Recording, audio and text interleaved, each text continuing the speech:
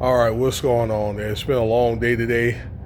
I know a lot of people are probably shook trying to get answers of what's going on here with Charlie Kirk. You're not going to get all the answers. You may get some of it, but stuff happens for a reason. There's a lot of greaseball type stuff that happens in entertainment, sports, and politics. So, I listened to a few of Mr. Kirk's comments and things like that. Either you love the man or you hate him. For example, he spoke on the Second Amendment, where he said people that have to die so they can continue the Second Amendment, keep it alive. Okay. Also about Muslims. Now he's a very far rightist conservative Christian and things like that. And I think that he spoke out against Muslims and that kind of thing. And I'm thinking maybe he should have probably been more selective with his words. And also things like the Second Amendment was created for a reason, okay?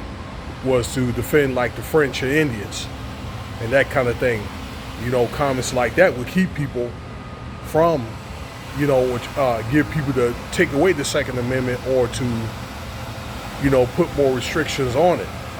I think that if he was still alive over time, if he had thought about running for president, then, he probably would have been coached and things like that, because, trying to be on the forefront like a president, you do have to kind of be multi-partisan and that kind of thing, and be without prejudice, although, you have your own beliefs. And, religion-wise, all you can do is defend what you believe in,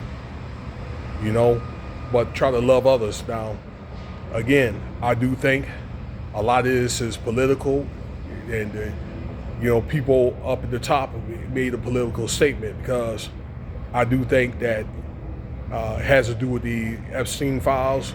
Whereas my understanding that he told, that he asked Trump about it, and he told him to let it go, and I believe that he may have wanted to do an investigation, allegedly. And I want to say that everything's alleged here, because now you have to be very careful about spreading any misinformation, okay?